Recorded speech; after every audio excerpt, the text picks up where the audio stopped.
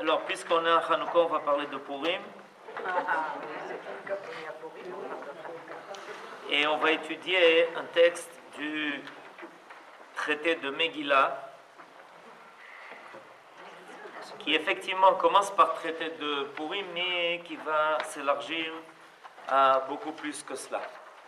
Alors évidemment, le commentaire de la Gemara porte sur les premiers mots de Megillat Esther, Vayi bimei Achashverosh, mais je vous ai souligné le sujet qui va nous intéresser, l'étude qui va se faire. Où est-ce que vous voyez le mot Veshmuel? Il est souligné. Il n'est pas souligné? Oui. Ah, il est souligné. Alors c'est à partir de là que je commence. C'est à partir de là que je commence.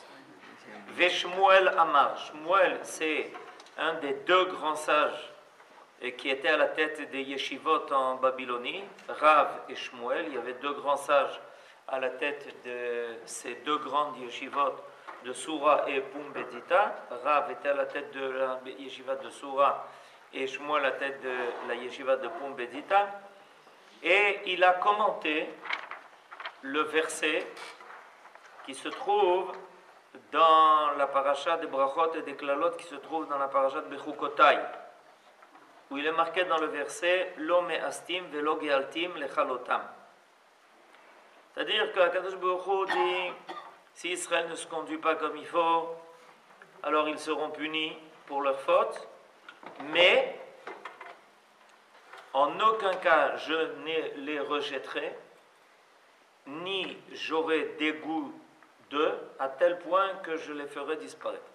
C'est-à-dire qu'Akadosh Baruch Hu promet au plus grave de la situation, puisque c'est la paracha des Brachot et des Klalot, où il nous menace que si Chas v'Shalom on ne se conduit pas comme il faut, le peuple d'Israël risque de subir les plus difficiles punitions. À ce moment-là, Akadosh Baruch Hu dit, mais il faut savoir que malgré tout cela, en aucun cas, ils ne seront complètement rejetés ni abandonnés par Akadosh Baruch Hu, à tel point qu'ils finisseraient par disparaître. En aucun cas. Alors, Shmuel fait un commentaire à propos de ce verset.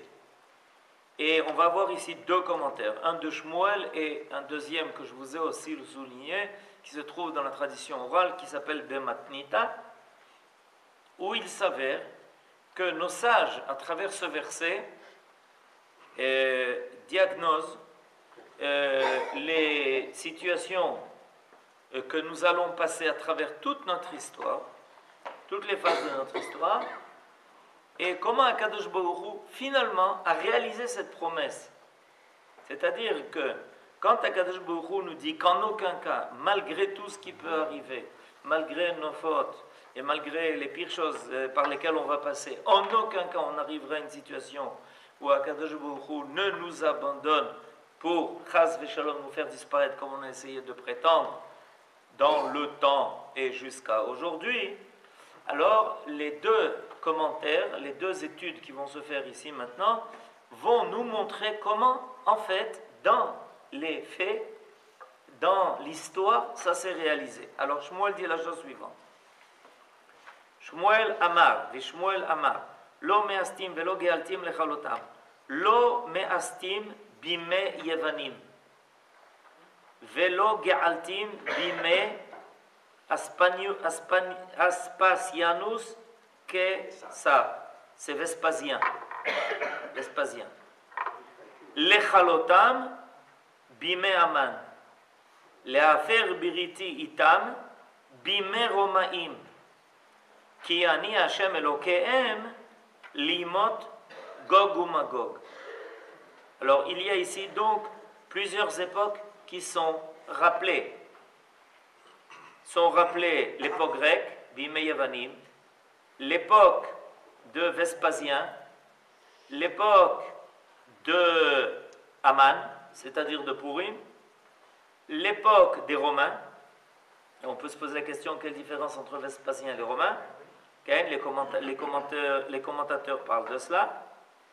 Et l'époque de Gog ou Magog, à la fin des temps, l'époque de Gog ou Magog. Et grossièrement, ce qui est dit ici, de façon générale, c'est qu'à toutes ces époques, il y avait l'idée, on aurait pu penser que le peuple d'Israël, qui est affronté à des ennemis extrêmement dangereux, était en voie, en passe de disparaître. C'est-à-dire que tout ce qui est invoqué là nous invoque les carrefours de l'histoire où un grand point d'interrogation est mis sur la suite de notre existence. La première chose, évidemment, dans l'ordre chronologique, c'est Bimé Aman, à l'époque de Achashverosh, où Aman fait un pacte avec Achashverosh pour lui permettre de supprimer complètement Israël. Évidemment, ces choses-là n'arrivent pas pour rien. C'est-à-dire qu'on comprend pourquoi ça figure dans la paracha des brachot et des klalot de Bechukotai. Parce que si on arrive à une telle situation, si on se trouve dans un tel danger, si on peut se poser même la question sur la possibilité que toute l'existence du peuple d'Israël est en sursis, ça veut dire qu'il y a quelque chose qui s'est passé. Nos sages, à chaque fois, étudient pourquoi, à telle époque, effectivement, le peuple d'Israël est en danger. Et pourquoi Akadosh Baruch Hu laisse à nos ennemis la possibilité d'agir. En donnant pas seulement, en nous donnant à nous et en donnant au monde entier, l'idée que peut-être le peuple d'Israël va disparaître à ce moment-là. Et à chaque fois, c'est le commentaire de Shmuel, apparaît l'alliance, apparaît la promesse divine, que même dans les situations les plus graves et les pires, Akadosh Baruch Hu, en aucun cas, n'a l'intention ni d'abandonner son peuple, ni de permettre à nos ennemis de le faire disparaître. Alors, ce n'est pas de la même façon qu'à l'époque de Haman et de Achashverosh. À chaque fois, le danger est différent. Mais bien que le danger soit différent, l'idée est la même. À l'époque de Haman, le danger menace notre existence physique. À l'époque des Grecs, le danger menace notre existence spirituelle et morale. Mais en réalité, il faut bien comprendre que la remise en question de l'existence morale et spirituelle du peuple d'Israël, c'est la remise en question de son existence tout court. C'est pas... Vous comprenez? Parce qu'il y a des gens qui se trompent là-dessus. Tiens, mais c'est pas grave. On aurait vécu et on aurait été assimilé. Non, c'est faux. Si on se serait assimilé, ce à quoi les Grecs voulaient nous conduire, on n'aurait pas vécu. J'explique pourquoi. C'est très important de comprendre ça. Parce que nous ne sommes pas descendus dans ce monde pour être autre chose que le peuple d'Israël. Ça veut dire que si le peuple d'Israël se permet de ne pas être le peuple d'Israël, à ce moment-là est signé un décret qui dit que, mais oui, mais c'est pas pour ça que vous êtes descendus, donc, étant donné que vous n'apparaissez pas comme vous devez apparaître, vous n'avez plus aucune raison d'être ici, remontez en haut. Donc, le danger qui nous menaçait à l'époque des Grecs n'est pas un autre danger que le danger qui nous menaçait à l'époque de Haman et de Achashverosh.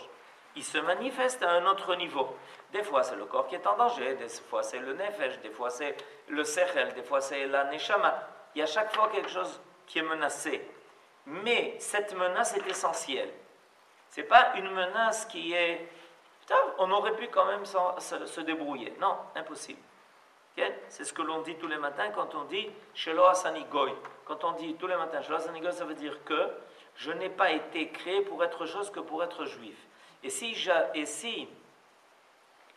n'étais pas apparu en tant que juif sur terre, ça veut dire que je ne serais pas né. Comprenez la différence? C'est pas que je suis né et en plus de ça, il s'est trouvé que. Non. Si je n'étais pas, et mon âme n'était pas apparue en tant que juif, elle ne serait pas apparue. Parce qu'elle ne peut apparaître qu'en tant que juif. Ça fait partie de l'essence de mon existence. Ok? Donc on est même au niveau du peuple d'Israël. Si nous avions cédé à l'époque des Yévanim, et on n'était pas loin de cela, c'est pour ça qu'il y a à chaque fois l'idée que ça aurait pu arriver. À chaque fois, ça aurait pu arriver. À l'époque de Haman, ça aurait pu arriver. À l'époque de Yévanim, ça aurait pu arriver. À l'époque de Vespasien, ça aurait pu arriver. Il y a ici deux époques qui sont, à propos des Romains, qui sont décrites. La première époque, c'est à l'époque de la destruction du temple par les Romains. Et la deuxième époque, il faut savoir que notre problème avec les Romains ne s'est pas arrêté avec la destruction du temple.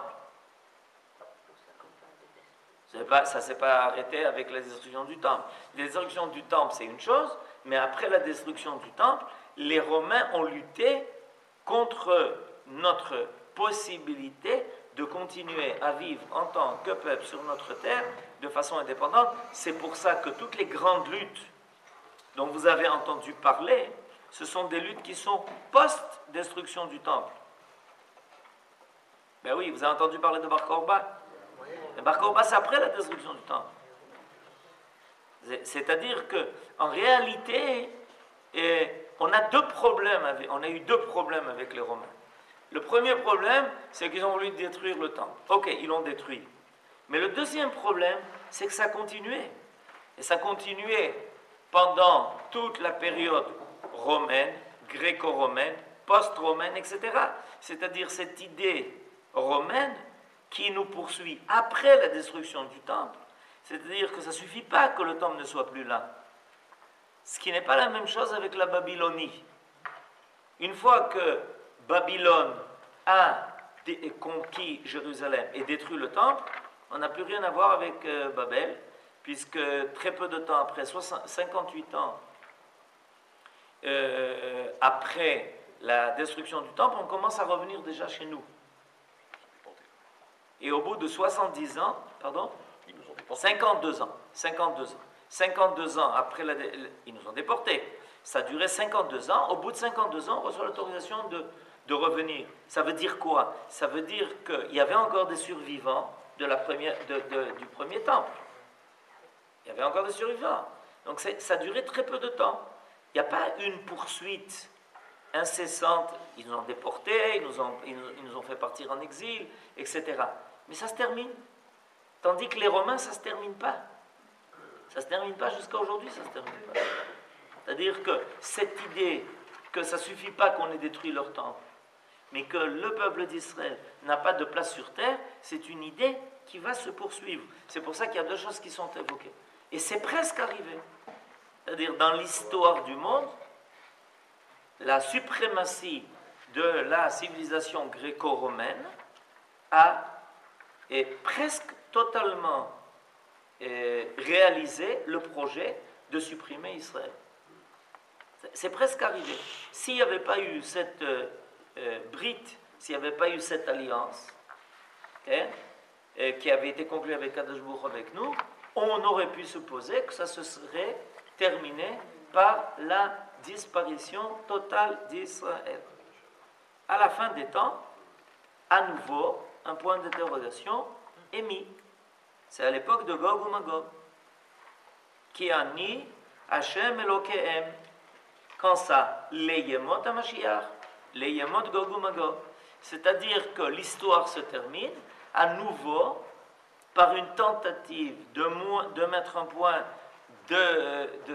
d'interrogation sur l'existence même d'Israël, à l'époque de Gog ou Magog, où tout le monde s'allie contre Israël, et Akadosh Baruch Hu apparaît ici dans toute sa grandeur, puisque ça fait référence au mot dans le verset, « Car je suis l'Éternel, leur Dieu ». C'est-à-dire, n'essayez pas, vous n'y arriverez pas. Pourquoi? Parce que je suis l'Éternel, leur Dieu, qui apparaît par eux, en eux, à travers eux, et qui ne permettra pas d'effacer le nom d'Israël, parce que ça serait effacer mon nom, puisque mon nom figure dans leur nom. Donc, le sage Shmuel nous fait découvrir, longtemps à l'avance, il était à l'époque du Talmud, que le peuple d'Israël passe par des phases d'une histoire où l'existence du peuple est remise en cause par différents empires, par différentes civilisations qui ne supportent pas cette présence du peuple d'Israël dans le monde, Aman, les Yavanim, les Grecs, etc.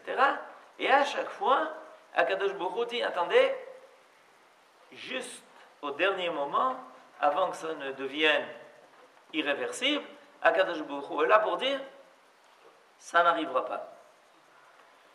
Le deuxième enseignement qui nous est donné, et aussi à propos de ce verset, va dire quelque chose de plus. En réalité, va rajouter sur cet enseignement. Alors, Bematnita, j'ai souligné,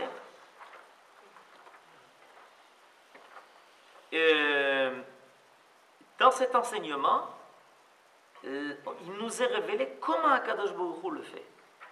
C'est-à-dire, dans un premier temps, on sait qu'il y a une promesse qui est respectée, et dans le deuxième temps, on nous dit, et comment Akadosh Baruch Hu a respecté sa promesse? Alors, comment c'est mis en œuvre? Et c'est important de le savoir. Vous allez vous rendre compte pourquoi c'est important de le savoir. À la veille de Hanouka, c'est important de le savoir. Alors, je lis le texte. Bematnita Tana, dans un enseignement de la loi orale, on a enseigné Lomeastim Bime Kasdim. Je n'ai pas eu d'égout d'eux à l'époque des Kasdim, c'est les Babyloniens. Chez Emadeti Lahem, Daniel, Hanania, Mishaël, Ve'azaria. Velo Gealtim Bime Aman. Chez Emadeti Lahem, Mordechai, Ve'Esther. Lechalotam Bime Yevanim. Chez Emadeti Lahem, Shimon Atzadik. ומתתיה בן יוחנן כהן גדול וחשמונאי ובניו להפר בריתי איתם בימי רומאים שהעמדתי להם של בית רבי וחכמי דורות כי אני השם אלוהיהם לעתיד לבוא דאין כל אומה ולשון שולטת בהם.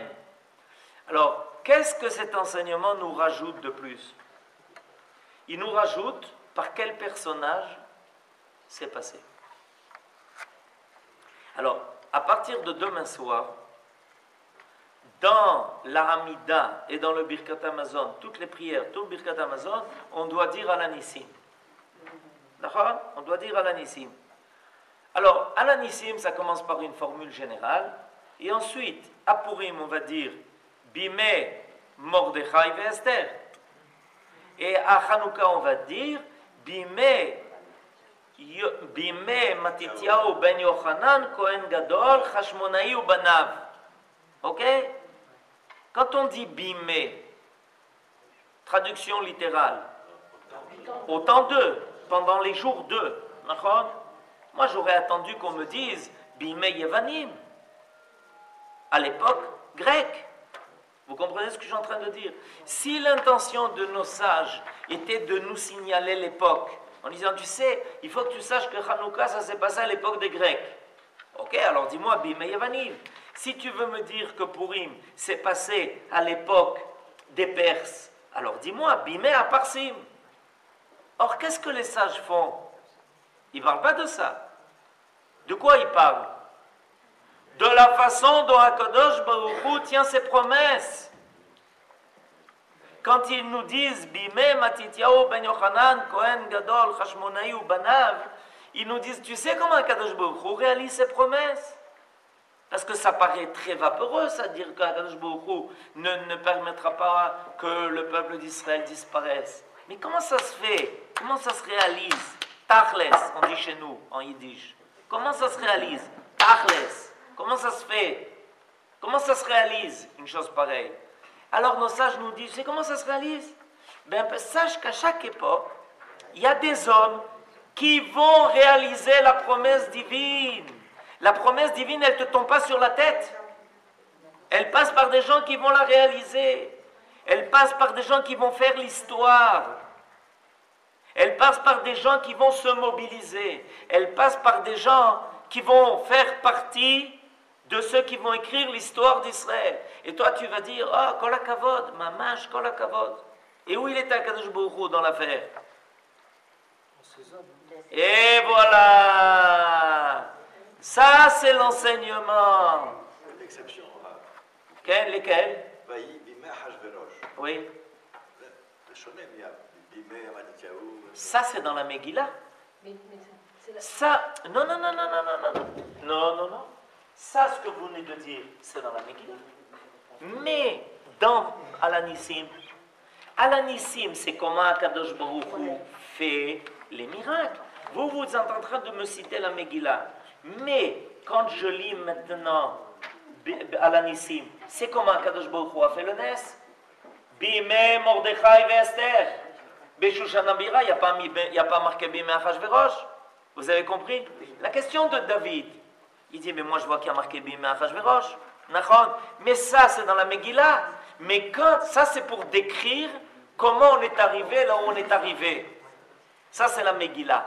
Mais quand on parle dans Alanissim, c'est pour nous dire comment Akadosh Baruch Hu nous a sauvés, puisque c'est Birkat HaOda'a. Et là-bas, on ne parle pas de Achashverosh. Là-bas, on parle de Bimé Mordechai Esther Beshushan Habira. Regardez bien. Et quand on va rappeler Achashverosh, Keshe Amad Alem Aman Arasha.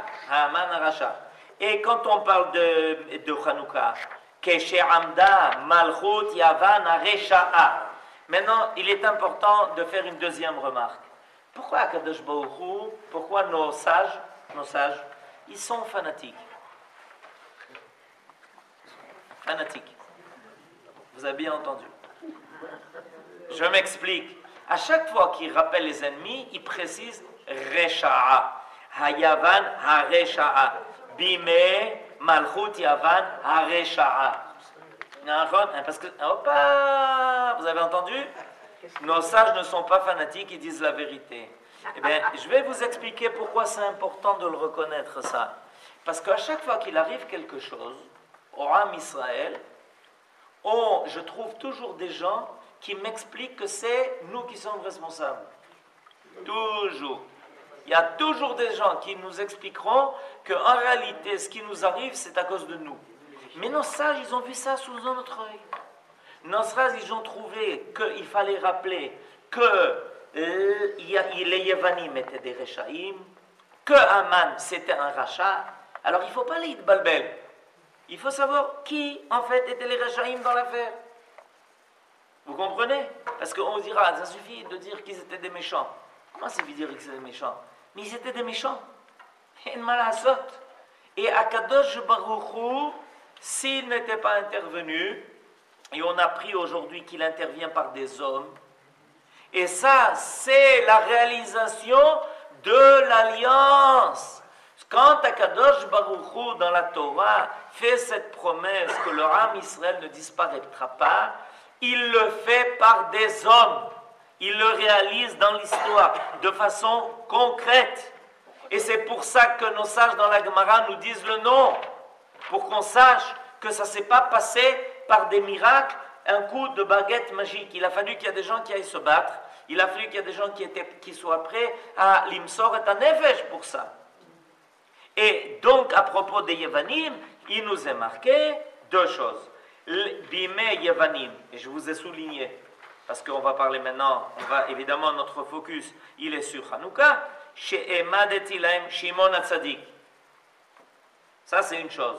Quel rapport entre Hanouka et Shimon HaTzadik? Intéressant, mais c'est ce qui est marqué. Les Chalotam Bime Yevanim, chez Emadeti Lahem Shimon HaTzadik. Quoi, vous n'avez pas souligné dans votre feuille? Non, je vois qu'Avraham ne trouve pas. C'est pas souligné. C'est souligné. C'est souligné. Quel rapport entre Shimon HaTzadik? Vous savez qui était Shimon HaTzadik? Shimon HaTzadik était à l'époque d'Alexandre le Grand. Il était Kohen Gadol. Et il était Misheyareh Knesset Agdola. C'est marqué au début de Pirkei Avot. Au début de Pirkei Avot, il est marqué.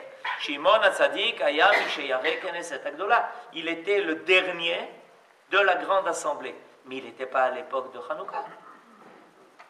Alors pourquoi on le rappelle? Parce qu'il a rencontré des Grecs. Et alors? Mais ça s'est bien passé. Oui, très bien. Kol hakavod. ça s'est bien passé. Shimon HaTzadik a rencontré Alexandre le Grand. Il l'a rencontré. Et quand Alexandre le Grand a vu Shimon HaTzadik, il était accompagné de tous les généraux. Vous savez qui était Alexandre le Grand? Il a tout conquis. Et il était accompagné de ses généraux. Tout d'un coup, les généraux voient Shimon HaTzadik descendre de son cheval, aller, Alexandre le Grand, descendre de son cheval, aller à la rencontre de Shimon HaTzadik, s'arrêter devant Shimon HaTzadik, et l'empereur de l'univers est en train de se prosterner devant Shimon HaTzadik. Alors ils l'ont regardé et dit, mais le pauvre, qu'est-ce qui lui arrive? Parce qu'il a reconnu la grandeur de Shimon HaTzadik. Alexandre le Grand a reconnu que le grand c'était pas lui, c'était Shimon HaTzadik. L'histoire, pourquoi elle est extraordinaire, on la racontera, et on la rencontrera à une autre occasion. Mais simplement, il faut savoir pourquoi. C'est intéressant que la Gemara nous parle maintenant de Shimon HaTzadik. Parce que Shimon HaTzadik, c'est lui qui a laissé aux Kohanim qui allaient se battre contre les Yevanim, puisque toute la lutte contre les Yevanim a commencé par messieurs les Kohanim, qui avaient reçu le gage spirituel de faire cette lutte. Parce qu'ils avaient reçu de Shimon HaTzadik, qui était Kohen Gadol, tout le bagage qui était nécessaire pour tenir le coup malgré tous les assauts de la civilisation grecque. C'est grâce à cette force-là que Shimon HaTzadik a laissé aux Kohanim qui allaient suivre, qu'il y a des Kohanim qui sont restés fidèles et qui ont donné le signal de la lutte. Donc ça commence toujours par la Torah. Ça commence toujours par la Torah. Parce que la lutte physique tire sa source, tire sa force pour le Ham Israël de la Torah. Alors c'est pour ça que ça commence. Les chalotam bimei yavadim she'emadeti lahem Shimon HaTzadik. Et qui le continue? Matityahu ben Yochanan Gadol. Après Shimon HaTzadik, Yochanan Kohen Gadol. Après son fils, Matityahu ben Yochanan Gadol. Après les fils de Matityahu. Ok? Chashmonaï Banav. C'est-à-dire que finalement, il y a ici la force de la Torah qui est transmise de génération en génération, qui était chez les Anshe Knesset Agdola, les gens des grandes assemblées. Shimon HaTzadik était le dernier maillon de cette chaîne des gens de la grande assemblée, qui avait commencé avec Ezra à Sofer, et il va transmettre ça à la famille des Hashmonaïm. La famille des Hashmonaïm était les dépositaires de la force spirituelle de Shimon HaTzadik, que Alexandre le Grand avait rencontré et devant laquelle il s'était écroulé. Quand il a vu Shimon HaTzadik, il s'est écroulé. Et ça laissait entrevoir que finalement l'empire grec allait tomber devant les Hashmonaïm. Lui, Alexandre le Grand, parce que c'était un homme extrêmement intelligent, avait compris déjà que bien qu'il avait la force physique, la force spirituelle se trouvait chez Shimon HaTzadik. C'est pour ça qu'il s'est prosterné devant lui. Lui, il a fait de sa propre volonté. Il a compris qu'il était devant un homme d'une autre dimension. Et c'est pour ça qu'il s'est prosterné devant lui. Et les Grecs ont voulu essayer de faire marche en arrière. Ils disent, comment? Qu'est-ce que c'est cette histoire? C'est Israël qui doit se prosterner devant nous. C'est Israël qui doit se mettre à genoux devant nous. Et les Kohanim, qui étaient les héritiers de Shimon HaTzadik, finalement vont mettre à genoux l'empire grec qui descendait de Alexandre le Grand. Finalement, les choses sont remises en place. Et cette remise en place des choses dans le bon ordre, c'est ce qui va finalement se produire à travers toute l'histoire. J'arrive à la fin de l'histoire parce qu'on veut toujours savoir comment ça se termine. Gog vient du mot Gag, qui veut dire être le toit. Pourquoi? Parce que monsieur Gog, qui est roi de Magog, veut être sur le toit du monde. Il veut être au-dessus de tout. Il n'accepte pas que le peuple d'Israël soit en train petit à petit de monter sur la scène de l'histoire et de trouver la place qui lui revient Béhémet. Alors il n'accepte pas que leur âme Israël essaye de lui disputer sa place. Et finalement, les choses se remettent en place. Petit à petit, parce que Akadosh Baruch Hu a fait cette promesse, que quoi qu'il arrive, de toutes les façons, étant donné que son nom apparaît dans le nom d'Israël, finalement c'est leur âme Israël qui prendra la véritable place, qui revient, et pas M. Gog qui veut être sur le Gag. Gog, ça s'écrit Gimel Gimel, ça s'écrit comme Gag, ça s'écrit pas Gimel Vav Gimel. Ça c'est quand on l'écrit pour se rappeler que c'est Gog. Mais en réalité, dans le Tanakh, il est marqué Gimel Gimel. Ça veut dire qu'il va être sur le toit du monde.